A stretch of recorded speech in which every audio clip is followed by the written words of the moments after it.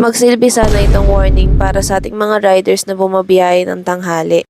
Dahil sa video na to ay kamuntikan na akong ma-heat stroke. It's around 1 PM and sobrang traffic nung oras na to at sinabayan pa ng sobrang init din ng araw. If I'm not mistaken, pumalo yung temperature dito ng 40 degree to 50 degree. Makikita nyo rin dito na sobrang init na talaga ako at hinahabol ko na yung paghinga ko. Dito naman ay nagtanong-tanong na ako kung saan ba yung malapit na parking kasi parang hindi ko na talaga kaya. Pinipilit ko yung sarili ko na kayanin mong mag-drive kasi wala talaga akong masisilungan. Pero sa mga oras na to, kahit na traffic ay hindi ko pa rin natiis yung mga tao na humihingi sa akin ng sticker. Di ko rin naman sila masisisi since I'm an influencer at syempre bihira lang din nila akong makita.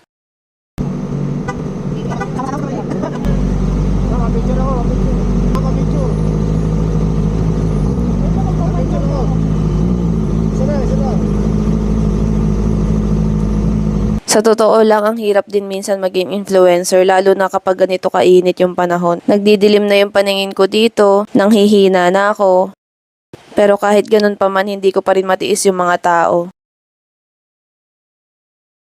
Sobrang nabilad na ako dito sa initan. Kino-convince ko na lang yung sarili ko dito na malapit na, konting tiis na lang. At pagdating ko nga dito sa parking is lalo akong nanlumo kasi sobrang haba ng pila ng mga motor.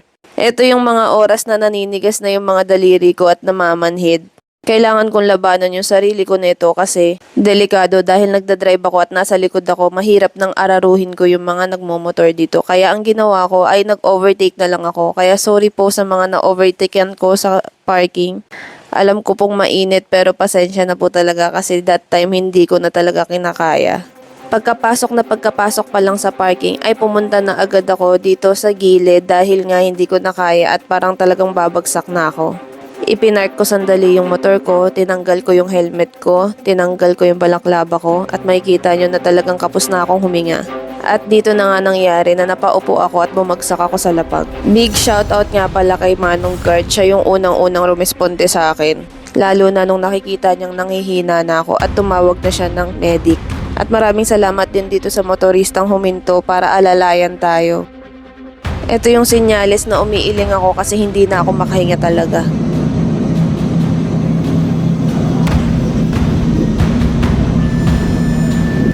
Sobrang nagdidilim na yung paningin ko dito at talagang mawawalan na ako ng malay. Pero pinipilit pa rin nila akong magising at pinapaypayan nila ako para magkaroon ako ng kahit papanong hangin.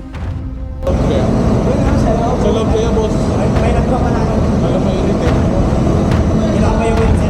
Naninigas na yung mga daliri ko dito pati yung katawan ko kasi sobrang nagpapanik na ako at nagkakaroon na ako ng anxiety attack. At sa sobrang daming pawis ko na rin na nilabas, nadidehydrate na ako.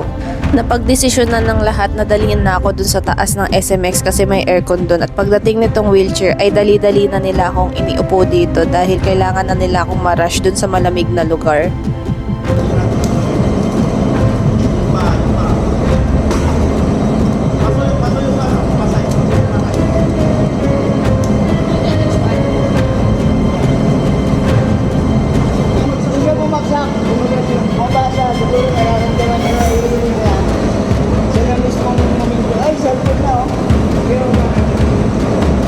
Nga pala, big shoutout din sa mga security guard na nag-work dito sa SMX. Sobrang salamat po dahil hindi nyo po pinabayaan yung gamit ko. At dito nga sa clip na to, ay pine-first aid na ako ng mga medical team dito sa SMX. Tinatry na rin nila na kontakin yung pinsan ko na si Lash Moto dahil nandito rin siya ng mga panahon na to. At kung mapapansin nyo dito, yung kamay ko, sobrang naninigas siya at pinipilit ko pumindot sa cellphone para makontak nila yung kamag-anak ko. At ayun na nga, dahil sa sobrang init ay inatake tayo ng hypoventilation. Inaagapan ng mga medical team yung daliri ko kasi sa sobrang paninigas niya ay ang sakit niya na talaga. Kaya nung in-stretch nila yung mga daliri ko, ayan medyo nagagalaw-galaw ko na siya. Mag-serve po sana itong warning para sa ating mga riders na bumabiyahe ng tanghali at naghahanap buhay. Kapag nakaramdam kayo katulad ng naranasan ko ay pumasok agad kayo sa malamig na lugar, i-regulate ang paghinga sa brown bag katulad nung ginawa sa akin kanina. Huwag din kayo basta-basta iinom ng sobrang lamig na tubig. Shout out sa pinsan ko na si Lash Moto na to the rescue at sa mga medical team dito na tumulong sa akin. Ride safe sa ating lahat mga tropa pips and keep hydrated. Bye-bye!